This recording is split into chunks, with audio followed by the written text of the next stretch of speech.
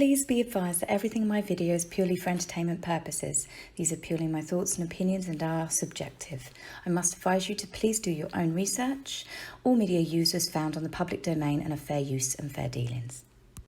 Hiya guys, hope you're all doing okay. The weather's gone a bit gloomy in the UK. I did manage to get out and do a little bit of a, well I say a little bit, it was a long dog walk, but I went to a place called Ardinley, and they've got a huge reservoir there, and they've got a huge like bridge. I'm gonna get some proper pictures when I take my camera with me next time, but here's just a few pictures of when we went. You can see the architecture is absolutely phenomenal. There's a picture of my husband. Ah, bless him, he hates it. He hates me putting pictures of him on here. A few people have asked, am I going to do a video with my husband? I do try and talk him around. The only time I can get him to go, yeah, sure, fine, is when he's had a few beers. It's not going to be a good combination. So we'll see. I'll work on it. It's going to be a slow process, but we'll try and get him on at some point. So speaking of husbands, namely the Queen's husband, Prince Phillip. Prince Phillip today celebrated his 99th birthday. Now that is an impressive age to get to anyway. I think he only retired from royal activities and duties last year, but obviously he's been getting, you know, more and more sort of like winding down a bit over the past like 5 or 6 years. I miss Prince Phillip because he used to take over some of the headlines.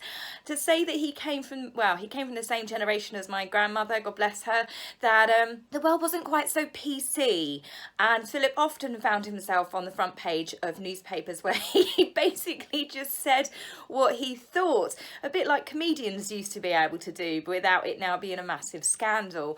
But yeah, so a big happy birthday to Prince Philip, and hopefully we'll see him for a few more years yet. I know that sounds really dismal, but you know, 100 next year, not a lot of people make it to that age, so I hope him and the Queen's health are doing great. I'm going to say a thank you to a Penny B, I will call you, who put a comment on my last video about my spider plant that was there. You know, the huge dangly one that comes down. It has now been, well, it's just been moved into the corner.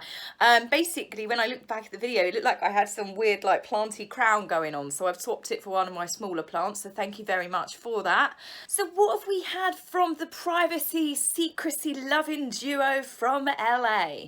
Well, we've had another report that a drone was spotted by Meghan's security team flying over the property trying to take pictures of her sunbathing. I guess we should be grateful where Meghan didn't actually try and go for the old the builders spotted me. I mean, obviously that did happen to Diana, but we know how Meghan loves to copy Diana's stories.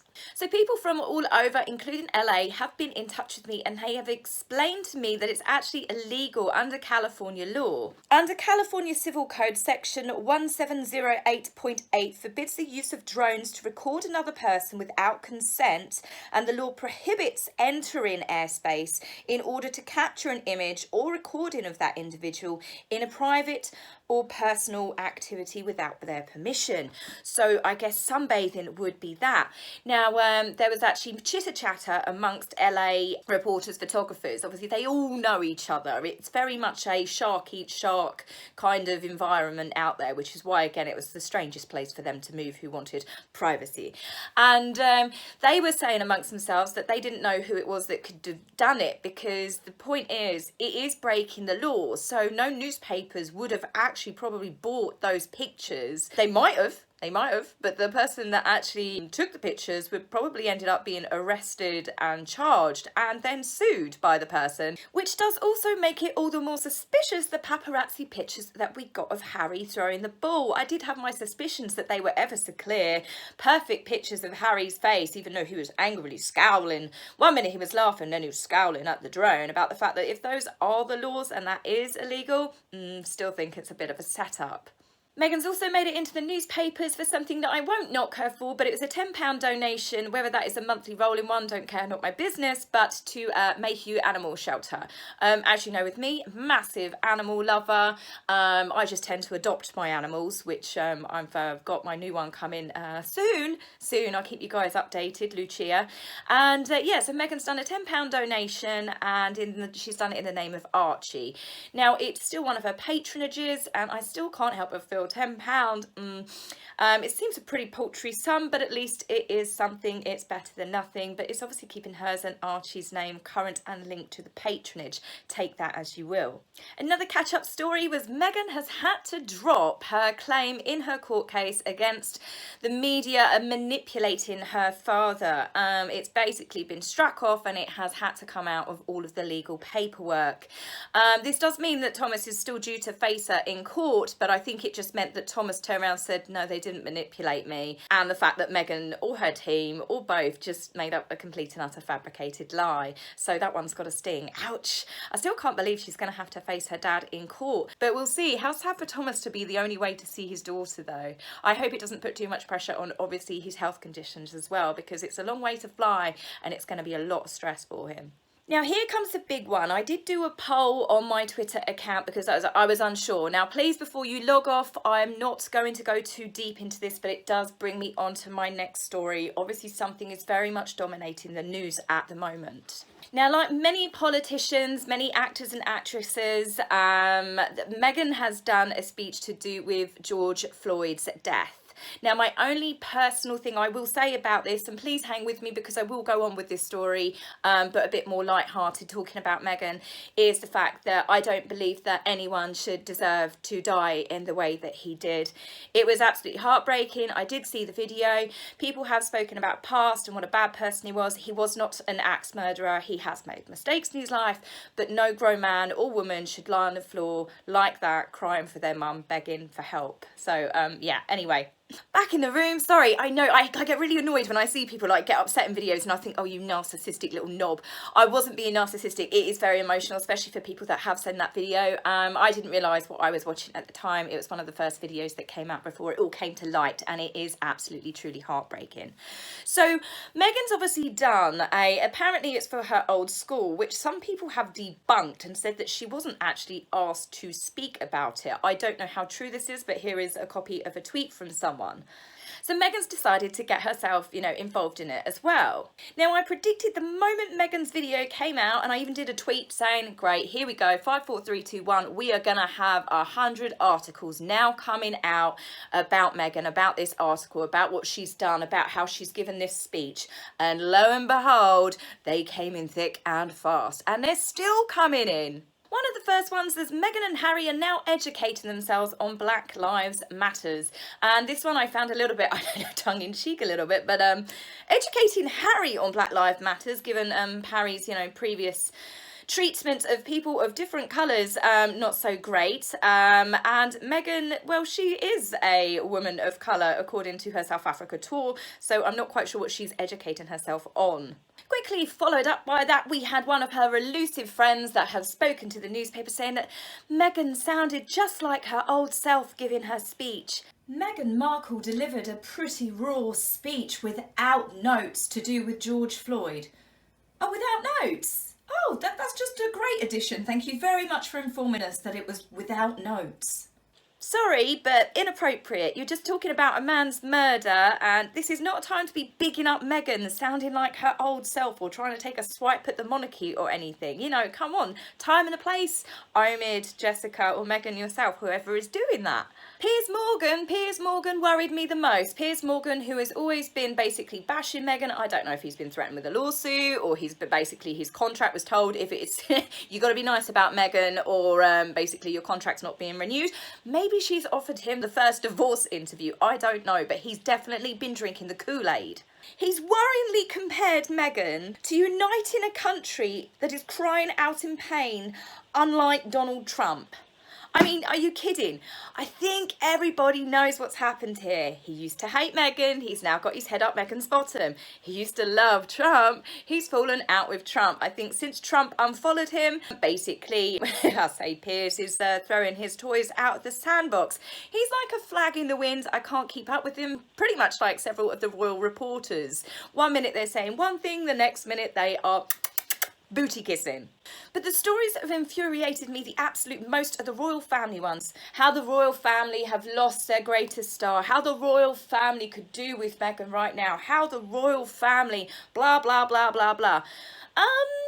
She quit. She got given everything. I've said this in so many videos, but let's just have a quick countdown. You know, she basically got given multi-million-pound places to live. She got to renovate them how she wanted. She had an endless, spendless amount of money, which she really went for. I mean, she had handmade couture clothes. I mean, we're talking the ridiculous, what was it, 44, 32, whichever newspaper you read, £1 million wedding. They had Frogmore. They had ridiculous sums of money. She has jetted around like they are Jay-Z and Beyonce, except they earned their own money. You know, they've had first-class private jets here, there and everywhere, stayed in Elton John's property and Mao and George Clooney's. These guys have had given everything to them in the short 18 months that they decided that they didn't want to be a member of the royal family. Not exactly kind of sticklers for seeing how the job works out, but at the end of the day, they quit. They chose to quit, not for a quiet life in Canada like we were initially led to believe. No, to go chase fame and money, wonga, cash in LA. So for them to be saying that the royal family have had such a loss, well, that's kind of offensive, really. They have in Europe, you know, had another woman of colour, a black princess, marry into the family quite some time ago. Princess Angela of Liechtenstein, I can't say it, Liechtenstein. Okay, you know what I mean. But here she is. Look at the dress, doesn't it look familiar? She married into the family a long time ago. She stuck it out. She has had no problems. She actually is very, very, very well loved in her home country. So please do not tell me that the whole of Europe and all white people are racist, because, well, as we know, it's just a narrative and it's bullshit. That's not to say it doesn't exist, however, so don't jump on me. I will come to that in a bit. It's just funny, though, how Meghan, all of a sudden now that she's identifying as a woman of colour, bearing in mind she only identified as a woman of colour when she went to South Africa. Before that, she'd moaned about the fact that she hadn't been able to get acting roles because she was biracial. And it's like, so you're blaming your skin colour on the fact you didn't get acting roles. Well, didn't really work for all of the other famous biracial people out there, men and women. And I think it was more to do with her attitude, because there's been so many stories that came out and said even before she was really famous, she wasn't particularly a nice person. And if you go on set and if you treat people that at the time you believe are beneath you, even if they're showrunners and coffee girls, one day they won't be a coffee girl and they won't be a showrunner. So your reputation will precede you. And the fact that you can't act. Sorry, you're a terrible actress. I talk to you guys sometimes like you are Meghan. I can't help it. It's like a slip of the tongue. But it's true. She wasn't a very particularly great actress, and she's not come across as a nice person. Now all of a sudden, because she's embracing the fact that you know, she's a woman of colour, biracial, that the newspapers are loving her, and they're like, oh, Meghan's this. Meghan is a saint. We have seen. Now these are clever. I do have to admit, this is from stills from Meghan's speech. I can't take credit for any of these. These are the skills and the talent of people that they have on Instagram and Twitter. If I haven't used your name, please let me know. I have tried to made sure that I mention whoever created them. If I haven't, please write to me. I promise I will definitely put credit on there. It's hard to know sometimes because people copy and paste. But it just goes to show the hammy acting which was in her video. It was not genuine. For me, I just found it was like a really bad acting audition. Samantha Markle has come out recently on Twitter as well, and I know people have really bashed this woman, but she's pretty much been right about everything else. But Samantha has pointed out that her dad actually whisked Meghan away during the riots that were caused by the basically the acquittal of police officers that beat Rodney King. Now, the fact that Meghan is talking about she remembers specks of ash coming down, it's just the theatrics of it all. And I hate to say it, no, I don't hate to say it, I don't know her, but I believe Samantha. I believe there is no way Thomas Markle, as much as he adored his daughter, he would keep her living in that area if he had a chance to whisk her away somewhere and take her away from all of the riots. There have been so many lies that have come out of Meghan's mouth, it's really hard to believe, but then this is where something like this is very, very hard for me to take her seriously. Now, that's not to say that she does not care about this. She is biracial. Her mother is black. Now, Doria has experienced real racism, and Meghan may have seen a lot of that genuinely as she was growing up. She also might have been told stories of what her mother went through growing up. I'm sure she did. But I still can't help but think with Meghan, like, she plagiarises everything, that nothing really seems to come from the heart from her. Now, a few people pointed out that several bits of her speech was actually a very well-known speech that was done on Grey's Anatomy. I haven't actually seen Grey's Anatomy myself, but here's the line of it. Here's a picture of it. I don't know if this is a famous saying. I've not heard it before, but it's just, we've seen so much, haven't we? We've seen her plagiarise Eleanor Roosevelt, Angela, I think it's Mayau. I can't pronounce surnames. I'm terrible at pronunciations. Maybe I should get myself some elocution lessons or something. She copied the Vogue magazine from a book that she'd worked on with those two Australian authors. They'd used her as one of their women, their trailblazing women, and how did she pay them back? She copies their book and stole their ideas. So to say that Meghan plagiarises stuff, you know, it is quite believable. And I hate to think of it, but I think a lot of this is to keep herself current and in the newspapers. And I just can't see why the newspapers all of a sudden are doing this whole Saint Meghan thing. And you're telling me that every single person, all of those people in the royal family just suddenly took a dislike to Meghan because her mum's black, because she's biracial. I mean, I don't know about the royal family. Obviously, Harry probably told them, and please do not crucify me for this. But she is white as a white biracial girl, mixed race girl comes. I have got a better tan than Meghan in a lot of her pictures. A lot of her friends are darker than Meghan. So, I mean, to say that the whole UK, British public were racist against her from the beginning, it just wasn't true, and I don't believe it for a second. I'll tell you a quick story now. I do wedding photography occasionally, and I did a friend's wedding, and during the downtime of the wedding, you know, when everyone's eating canapes and stuff like that, no one wants their wedding photographer going around taking pictures of people shoving a chicken goujon in their face. It doesn't look good, and the bride is never happy with those pictures. Trust me, I was a bride. It doesn't look great. My mother will never forgive the photographer. But there was a lovely waitress having a fag break outside, and long white blonde hair. I just started chatting to her, and we were chatting, and because the groom was black as well, and I don't know, I can't remember how we got onto it, but we were just talking about it, and she'd said that she'd been married to her husband since the 70s, and her husband is a very dark black because his family come from Ghana, and she basically said that she's seen racism her whole life. She's had it, their children have had it, it's been pretty savage. And out of all the countries that they go to, she says Spain apparently is awful. I'm not saying all Spanish people, but this is the story that she told me. But she said the best place, the least racist place where they do not get so many looks. And she's, you know, obviously it's very striking, a very, very, very dark skinned black man with a white, pure blonde, she's a very pretty girl as well, really skinny and stuff, well, woman. And, you know, is England.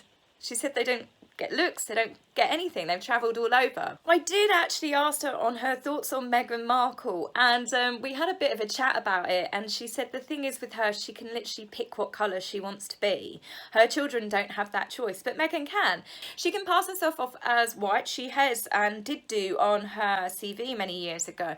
She can pass herself off as Hispanic. She can pass herself off as many, many different cultures. Even when those pictures of her, I thought she looked very pretty when she went to, I think it was India, and she had the bindi and she had the sari. You could see her in Bollywood films, you know. She has got that very versatile skin colour. But she's never seemed to embrace that side of her family. There was an article that came out of her distant family, aunts and uncles, great aunts and uncles, down south in America. I can't remember which state it was, but they wanted to congratulate her and how proud they were to have, you know, a member of their family, you know, one of their actual blood that has married a white prince in England, and how far it's come, because a lot of them were a lot older, and they had, especially, you know, living in the south, a lot of deep racism and stuff still continues there, sadly. But they were saying how proud they were of her, of their pregnancy and everything. I thought it was quite sweet that they congratulated her, but did they get a thanks? Did they get an acknowledgement? Did they even get so much as a letter from Meghan? You know, just a letter to say, oh, thank you, that was really nice of you. You know, I find it so controversial the way that now she's jumping all over this Black Lives Matter, yet she's never really seemed to give a... Go on, I'll say it. She's never really seemed to give a shit about people of her own family. So I can't help but think that she is just jumping on a bandwagon at the moment. And there are genuine people that are out there, such as John Boyega, of whom he was in Star Wars most famously for me. His speech I found absolutely amazing, him in London and stuff, and I thought it was absolutely inspiring.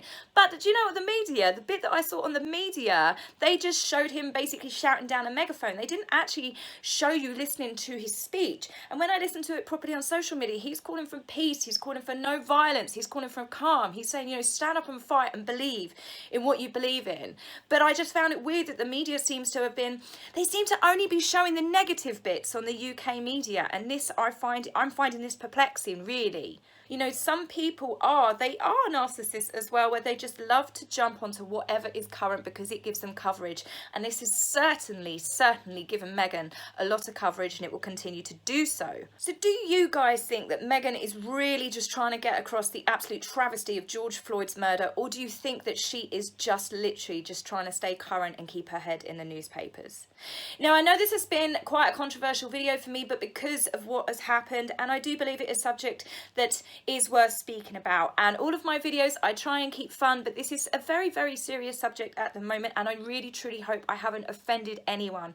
I will be back to my normal coverage, but I didn't feel that if I didn't say something about everything that is going on that is dominating the news at the moment, then I wouldn't be being true to myself. So I love you guys. I'll be back soon with a more light-hearted fun video. I hope you have enjoyed this one.